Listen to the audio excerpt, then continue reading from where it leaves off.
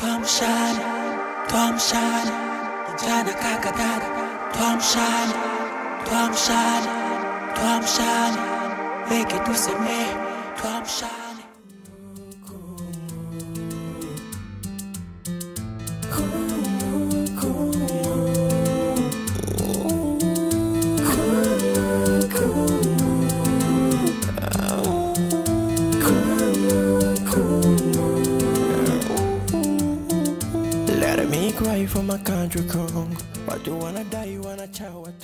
Bonjour Congolaises, Congolais. Nous allons échanger avec vous sur 5 points qui bloquent le développement de notre pays. Le premier point, nous avons constaté que le sous-développement de notre pays est une conséquence de la mauvaise gouvernance de ceux-là qui exercent le pouvoir politique. Ceux-là qui exercent le pouvoir politique sont l'une des causes du sous-développement de notre pays. Je me justifie en disant ceci.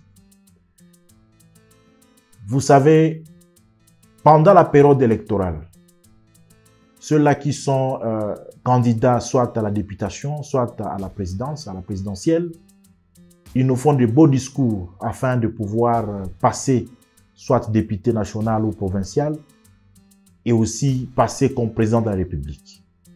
Mais une fois au pouvoir, ils oublient tout ce qu'ils ont promis à la population. Alors, la question que nous, peuple congolais, nous sommes en train de se poser,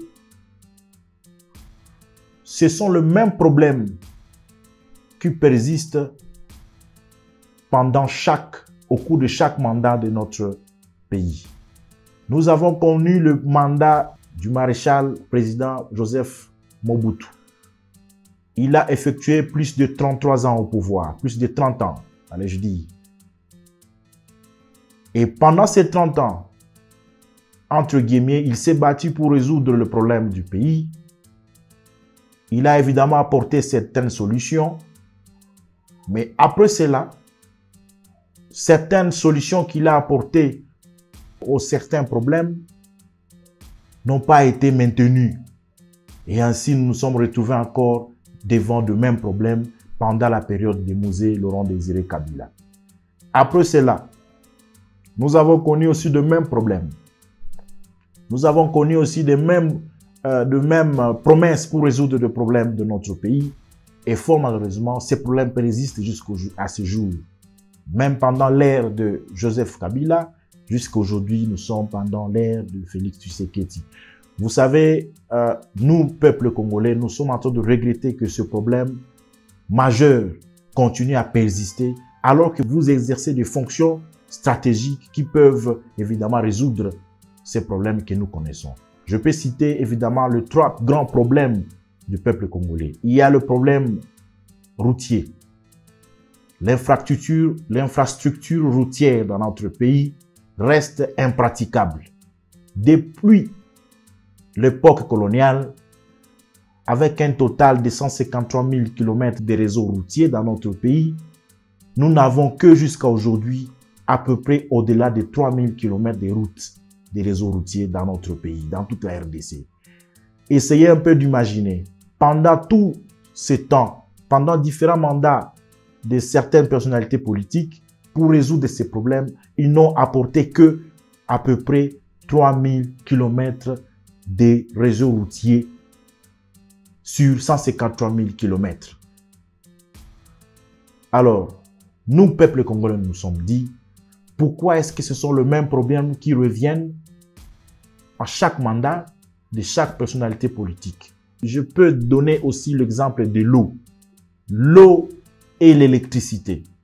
Ces 2 problèmes restent très sérieux, très capitaux.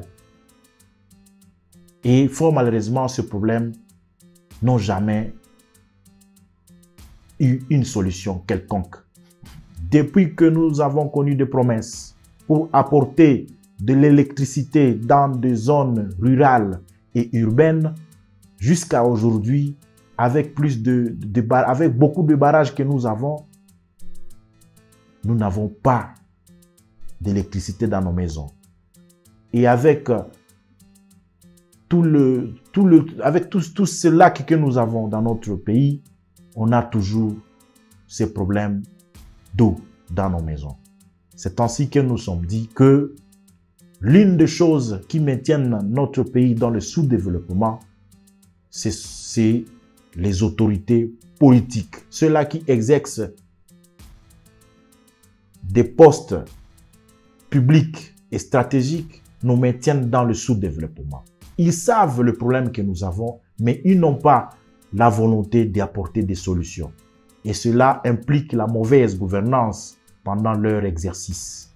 C'est pourquoi aujourd'hui, vous avez constaté que nous sommes en train de déplorer la corruption dans tous les niveaux, dans chaque niveau dans notre pays, nous déplorons cette corruption-là. Et avec les études qu'on a déjà fait jusqu'à ce jour, à peu près 20 milliards de dollars s'envolent par an uniquement pour la corruption. Vous comprenez que l'une des choses parmi les 5 que nous allons échanger avec vous, qui maintiennent notre pays en sous-développement, ce sont les politiciens.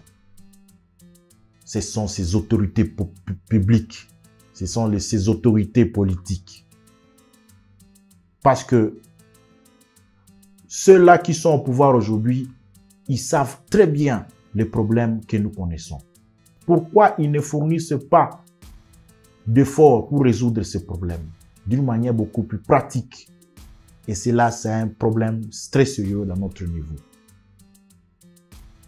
Et c'est ainsi que j'aimerais évidemment ajouter en disant que notre pays a besoin de personnes au pouvoir qui sont intègres et qui sont aussi capables de relever certains défis avec beaucoup plus de motivation.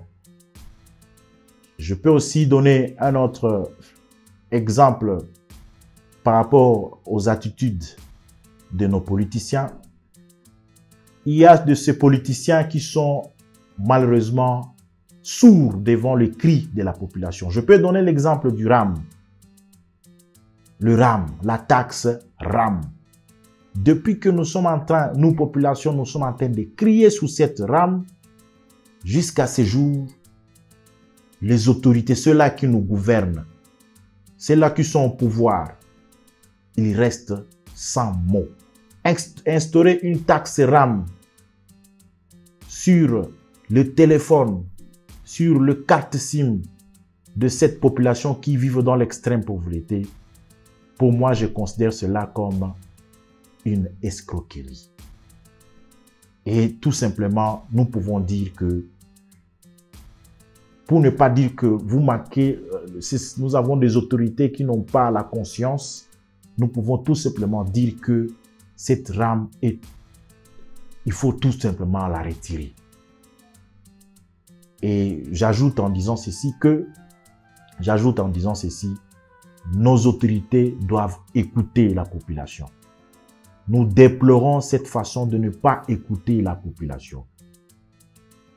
Et fort malheureusement, ceux-là qui sont au pouvoir, une fois au pouvoir, ils n'écoutent que les partisans de leur parti politique. Je peux donner l'exemple de moi-même. J'étais à Kinshasa pour apporter un travail que nous avons travaillé en équipe, parce qu'ici je suis dans notre petit bureau, dans notre petit cabinet où nous travaillons en équipe avec certains amis, certains Congolais bénévoles sans casquette politique. On se retrouve ici pour réfléchir sur des questions qui peuvent apporter des solutions dans notre pays. Parce qu'il ne faudrait pas que la jeunesse d'aujourd'hui reste dans des critiques. Parce que les critiques n'apportent jamais une solution. Au lieu de critiquer, travaillez sur des solutions et proposez vos solutions. C'est ainsi que nous avons travaillé pendant plus de 13 mois sur un document qu'on a appelé la proposition de loi portant allocation et indemnité chômage en RDC. Nous avons travaillé sur ces documents, sur cette proposition de loi portant allocation et indemnité chômage en République démocratique du Congo. En écoutant ce titre ou bien ce sujet, Plusieurs se disent, voilà, la RDC ne peut pas avoir de l'argent pour payer des chômeurs dans notre pays. Plusieurs personnes se demandent où est-ce que l'État trouverait l'argent afin de subventionner et indemniser les chômeurs, vu qu'il y a plus de 1 million de chômeurs dans notre pays. Oui, nous avons réfléchi à cela.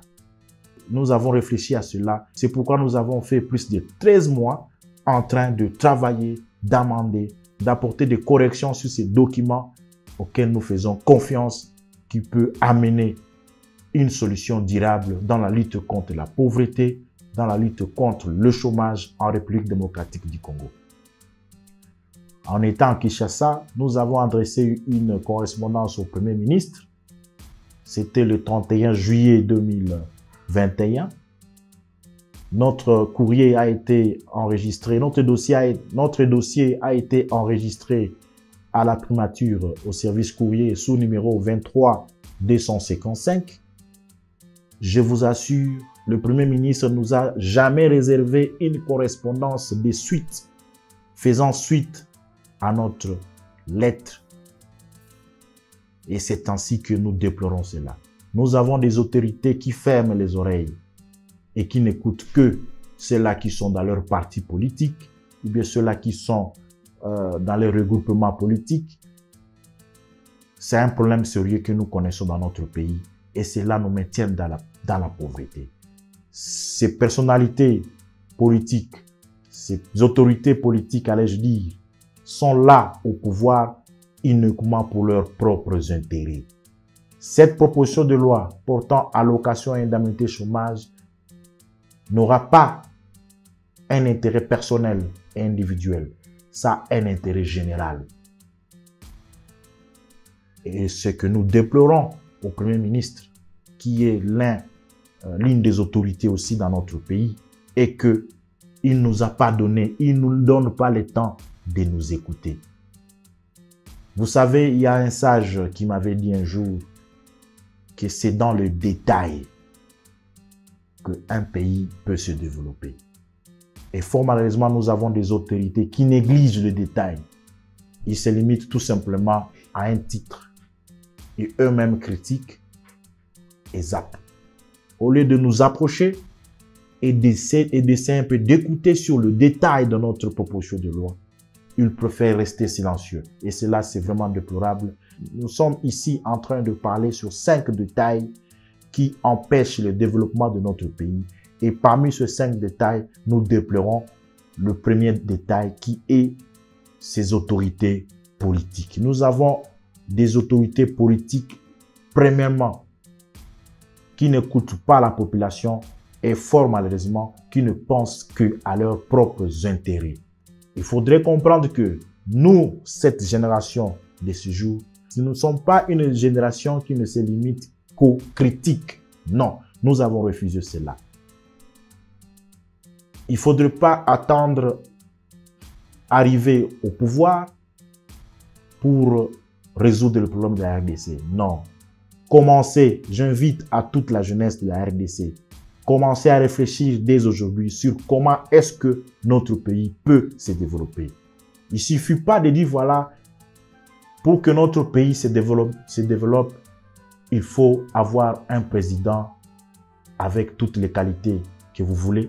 Non. Disez plutôt ceci, que la jeunesse d'aujourd'hui dise ceci. Nous avons besoin que notre pays se développe et voilà ce que nous proposons pour que notre pays se développe. Je dis ceci en entrant directement au deuxième point. Le deuxième point qui freine le développement de notre pays, c'est la population congolaise. Nous-mêmes, population congolaise, nous sommes l'un des facteurs qui maintiennent la République démocratique du Congo dans la pauvreté. Pourquoi je dis cela? La population congolaise, aujourd'hui que nous sommes, on se limite qu'aux critiques. Certes que notre pays va mal, certes que nous pouvons avoir des autorités incapables, certes que nous pouvons avoir la mégestion de la question des fonctions publiques. Mais qu'est-ce que nous proposons, nous, population? Qu'est-ce que la jeunesse, surtout en particulier la jeunesse, qu'est-ce que vous proposez? Et fort malheureusement, il y a quelques structures de jeunes qui déjà commencent à réfléchir dans ce sens, qui déjà commencent à parler du développement et à faire un plan d'action pour amener le développement dans notre pays. Mais je pourrais évidemment interpeller cette jeunesse de ne pas faire les erreurs de nos aînés. Ne vous en faites pas. Ceux-là qui nous gouvernent aujourd'hui ont été aussi jeunes à l'époque. Mais pourquoi est-ce qu'ils n'ont pas parvenu? Pourquoi est-ce qu'ils n'apportent pas des solutions concrètes à nos problèmes? Pourquoi est-ce qu'ils n'apportent pas des solutions rapides à la lutte contre la pauvreté? Nous, population congolaise, nous sommes aussi d'une part un des facteurs qui maintiennent la RDC dans le sous-développement. Et cela, nous déplorons cela. Nous avons aujourd'hui une population qui dort. Il y a bien avant, nous avons connu des étudiants vaillants, mais aujourd'hui, malheureusement, nous n'en avons pas. Imaginez, avec 80 millions d'habitants, être dirigé par des autorités qui ne pensent que à leurs propres intérêts et qui sont très minoritaires, moins de 5 000. Si nous pouvons compter que 5 000 face à une population de 80 millions, plus de 80 millions. Mais cette population, qu'est-ce qu'il fait? Non, réveillons-nous. Se réveiller n'est pas tout simplement aller faire de marche. Se réveiller aussi, c'est de proposer des solutions aux autorités. Et fort malheureusement, nous avons des autorités sourdes. Ils n'écoutent pas. Et ils n'écoutent que ceux-là qui sont dans leur parti politique ou regroupement politique. Ou bien ceux-là qui viennent de la diaspora. Ici, nous avons déjà parlé de deux facteurs qui freinent le développement de notre pays. Le premier facteur était les hommes politiques, les autorités politiques. Il est inconcevable que nous ayons aujourd'hui des autorités politiques qui possèdent des nationalités, alors que notre constitution interdit d'avoir plus de deux nationalités. On est congolais, on reste congolais. Si vous avez une deuxième nationalité, d'office, vous perdez la nationalité congolaise. Mais nous sommes dirigés, pour ne pas citer leur nom, ils sont connus par des personnalités, des autorités politiques qui ont des doubles nationalités. Cela, c'est très dangereux pour nous parce que leurs intérêts est divisé en deux. Vous ne pouvez pas diriger un pays en étant congolais alors que vous êtes belge. Aujourd'hui, nous avons appris au niveau de Kinshasa qu'il y a plus de transferts d'argent du Congo vers la diaspora. À Kinshasa, nous avons des conseillers français, nous avons des conseillers belges qui sont dans différents cabinets politiques. Et qu'est-ce qu'ils font? Lorsqu'ils ont de l'argent, lorsqu'ils ont leur rémunération, ou bien lorsqu'ils ont ruiné, lorsqu'ils sont en train de ruiner la caisse, ou bien les trésors publics, l'argent part où? L'argent part en Europe. Et cela, nous déplorons. Nous déplorons cela, chères autorités publiques. Au Congo, nous avons de la compétence. Au Congo, nous avons des hommes hommes et femmes, qui peuvent apporter un changement dans notre pays. Ce n'est pas que la France, ce n'est pas que le français, ce n'est pas que le belge, ce n'est pas que les États-Unis. Non, on peut développer notre pays avec des Congolais, avec le modèle congolais. Pas un modèle qui nous sera imposé. Et fort malheureusement, nous avons constaté, si le Premier ministre ne nous a pas encore reçu dans son cabinet, si le Premier ministre n'a pas encore organisé un travail d'échange d'avis et considération de notre proposition de loi à son cabinet, peut-être c'est parce que nous ne sommes pas de la diaspora.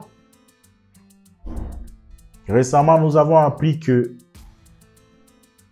il y a eu des forums entre diaspora. Mais, s'il vous plaît, chères autorités, arrêtez de nous laisser dans la pauvreté. Arrêtez de ne penser qu'à votre propre ventre, à votre propre intérêt. Essayez aussi d'écouter la base. C'est nous la base. La base n'est pas que de l'UDPS. La base n'est pas que de l'INC. La base, c'est la population. Et cette population qui ne se limite pas aux critiques, il faut l'écouter. Nous ne sommes pas là seulement en train de critiquer vos faiblesses. Nous sommes là aussi en train de proposer des questions. Nous sommes là aussi en train de proposer des solutions aux problèmes de notre pays. Parce que la RDC nous appartient tous. Nous n'avons que la RDC. Et nous ne pouvons pas accepter de laisser un pays handicap, un pays pauvre à notre génération future. Imaginez là où Joseph Mobutu est aujourd'hui. Il s'est battu évidemment dans son esprit. Imaginez là où Patrice Emery Lumumba est aujourd'hui. Là où Laurent Désiré Kabila est aujourd'hui. Ils se sont battus pour le développement de notre pays. Ils se sont sacrifiés pour l'amélioration des conditions de vie des Congolais. Mais qu'est-ce que nous avons apporté comme hommes, comme autorité politique? Étienne Tshisekedi a combattu plus de 30 ans dans l'opposition afin d'améliorer le social de la population congolaise. Mais aujourd'hui, où est-ce que nous en sommes? Je disais, la première chose qui empêche le développement de la première chose qui empêche le développement de notre pays est ses autorités politiques. Ils sont là en train de ne regarder que leur propre ventre. Ils sont là en train d'afficher l'égoïsme. Et c'est là que nous déplorons. Et la deuxième chose, c'est la population congolaise. Nous, population congolaise, nous sommes aussi l'un des facteurs qui maintiennent ces beaux pays dans la pauvreté. Ne soyons pas naïfs, chers Congolaises et Congolais. Ne soyons pas naïfs. Agissons face à l'inégalité sociale. Agissons face à l'injustice. Et agir n'est pas seulement marcher à la rue. Non. Agir, c'est aussi écrire et proposer une solution. Parce que la Constitution nous donne le droit de le faire. Tout Congolais a droit d'écrire et d'adresser une correspondance. La Constitution nous protège.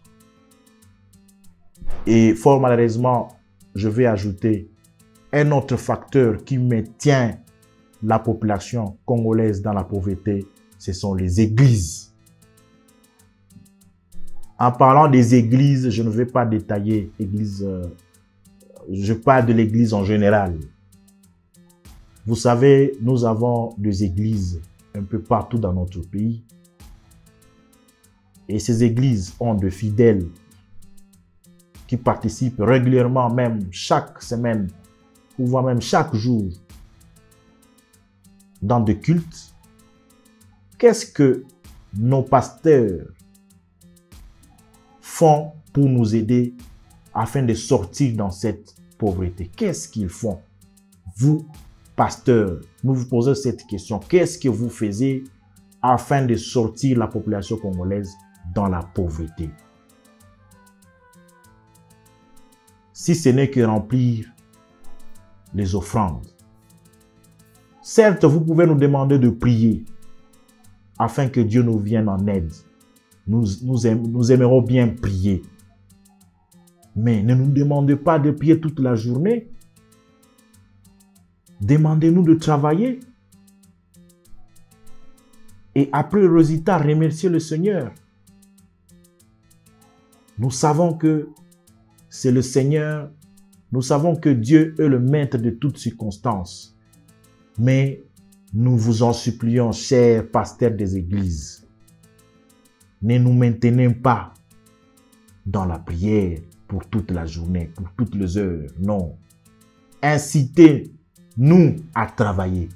Incitez-nous à apporter des solutions pratiques, des solutions concrètes aux problèmes des Congolais. Et aussi, très chers pasteurs des églises catholiques, investissez dans notre pays. Nous savons que les offrandes gonflent dans vos cultes. Nous savons que les offrandes gonflent dans vos bureaux. Nous savons que les offrandes gonflent dans vos bureaux. Investissez dans notre pays. Utilisez cet argent dans l'investissement en créant du travail. Ce n'est pas de la magie. S'il faut avoir une usine de poissons ici, ce n'est pas de la magie s'il faut avoir une usine de poissons dans notre pays. Ça ne sera pas de la magie si un pasteur achète un bateau de pêche de poissons et l'utiliser sur le lac Tanganyika. Ça ne sera pas péché. Ça ne sera pas péché si un pasteur ouvrait une entreprise de télécommunications.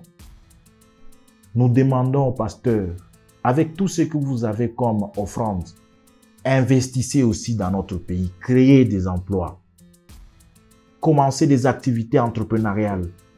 C'est ce qu'il faut prêcher. C'est ce qu'il faut prêcher, chers pasteurs. Nous avons cité les 3 facteurs qui bloquent le développement dans notre pays. Le premier facteur, c'est l'autorité politique. Nous avons ces autorités politiques qui ne pensent qu'à eux. Nous avons ces autorités politiques qui n'écoutent pas la population. Nous avons ces autorités politiques qui ne se limitent qu'à écouter ceux-là qui sont dans des groupes ou partis politiques qu'ils dirigent. Le deuxième facteur qui maintient notre pays dans la pauvreté, c'est nous, population. Nous avons une population naïve. Chers Congolaises et Congolais, ne soyez pas distraits dans la manipulation politicienne. Travaillez, proposez des solutions. Ne nous limitons pas aux critiques. Apportons des idées qui peuvent résoudre nos propres problèmes. Présentons-les aux autorités politiques. S'ils ne nous écoutent pas, au moins nous les avons proposés. Chères femmes et hommes congolais, réveillez-vous. Si nous sommes ainsi, aussi, nous faisons partie de notre malheur, nous, peuple congolais. Le troisième facteur qui maintient notre pays dans la pauvreté, selon moi aussi l'Église, les églises. Là, je parle d'une manière générale. Chers pasteurs des églises, certes qu'il faut prier le Seigneur. Nous savons que Dieu est le maître de toutes circonstances. Mais ne nous demandez pas de prier toutes les journées, toutes les semaines, tout le mois. Demandez-nous de travailler. Chers pasteurs des églises, investissez aussi dans notre pays. Ça ne sera pas un péché de voir un pasteur acheter un bateau de pêche et l'exploiter sur le lac Tanganyika. Ça ne sera pas un péché. Ça ne serait pas un péché si un pasteur d'une église monte une entreprise de télécommunications. Ça ne serait pas un péché si un pasteur de l'église nous monte une usine d'extraction de gaz méthane sur le lac Kivu. Ce sont là les 3 facteurs sur 5 qui maintiennent la RDC dans la pauvreté. Le 4e facteur que nous allons évidemment échanger avec vous, le 4e facteur qui maintient la RDC dans la pauvreté, c'est le système d'enseignement que nous avons. Bien sûr, nous félicitons le nouveau système d'enseignement que le ministre de l'ESU a réformé récemment et nous avons commencé un système LMD que nous félicitons et que nous encourageons. Mais je vous assure, notre système d'enseignement et d'éducation ne nous permet pas de se développer. La RDC, la République démocratique du Congo, avec tous les potentiels que nous avons, doit orienter les systèmes éducatifs dans chaque secteur pendant un certain temps afin de développer en moyenne jusqu'à 50% chaque secteur. Je donne un exemple. Avec un système d'enseignement où il faut étudier pendant 7 ans afin d'être docteur, je veux bien. C'est une bonne chose. Mais après que l'étudiant finisse ses études de médecine, qu'est-ce qu'il va devenir si ce n'est que chômeur? La RDC produit beaucoup plus de chômeurs parce que elle n'oriente pas sa population dans un système éducatif beaucoup plus attrayant. S'il faut parler de l'agronomie, il est inconcevable dans notre pays que nous importons du riz, de la farine, de l'haricot, du poisson ou je ne sais pas. Il est inconcevable. Le système éducatif dans notre pays, pour moi, ça ne nous permet pas de nous développer. Nous produisons des docteurs, nous produisons des professeurs, nous produisons de maîtres avocats, alors que nous en avons déjà beaucoup. Nous en avons déjà beaucoup de docteurs, nous en avons déjà beaucoup de professeurs, beaucoup de maîtres avocats. Pourquoi ils ne contribuent pas au développement? Pourquoi? Je crois qu'à la génération future, il faudrait orienter le système éducatif. Dès le bas âge, commencer dès le bas âge à préparer un enfant jusqu'à l'âge d'adulte et jusqu'à la production. Si un Congolais a fini ses études universitaires, ses études supérieures et il ne produit pas après, c'est un manque à gagner. C'est ainsi que moi, personnellement, je trouve que le système éducatif dans notre pays ne nous permet pas de nous développer. Il faudrait revoir dès le bas âge comment réorienter l'éducation d'un enfant. Je donne un exemple de la RTNC. À Kinshasa, nous avons la RTNC 1, 2, 3. Je ne sais pas, 4 s'il y en a. Mais en aucune chaîne de la RTNC, vous pouvez voir une chaîne de la jeunesse, comme on appelle communément des dessins animés. Nos enfants sont exposés devant une télévision qui ne diffuse que des chaînes de la jeunesse occidentale. Nous avons dans nos chaînes, dans nos télévisions, des chaînes de dessins animés occidentales qui ne parlent que de la culture occidentale, de la culture européenne. Déjà dès le bas âge, nos enfants sont complexés. C'est un défaut. La RTNC doit revoir aussi comment,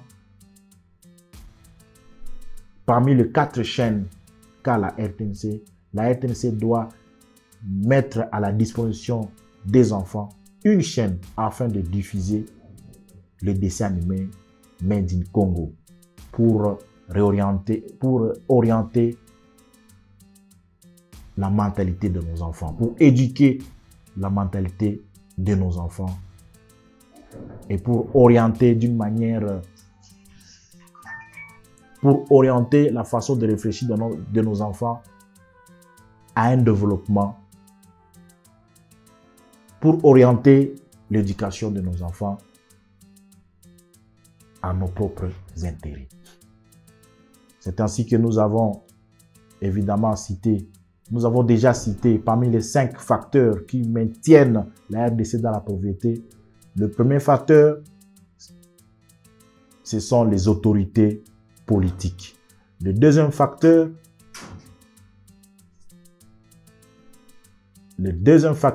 qui maintient évidemment la population congolaise dans la pauvreté, c'est nous, peuple congolais. La population congolaise, fort malheureusement, participe dans son sous-développement. Le troisième facteur que nous avons cité, ce sont les églises. Nous avons des églises qui nous maintiennent dans la prière au lieu d'inciter ses fidèles à travailler. Nous avons des pasteurs des églises qui ne se permettent pas d'investir. Ce n'est pas un péché si un pasteur achetait un bateau de pêche et l'utiliser sur le lac Kivu. Ça va créer de l'emploi. Chers pasteurs des églises, créez aussi des emplois. Nous savons que vous avez des offrandes pleines dans vos bureaux. Le quatrième élément, le quatrième facteur qui maintient la RDC dans la pauvreté, c'est le système éducatif. Nous avons un système éducatif qui produit des chômeurs. Il faudrait revoir ce système dès le bas âge. Et évidemment, pour finir, le cinquième facteur qui maintient la population congolaise. Tuamshane, sanaa ya nyumbani isonge mbele.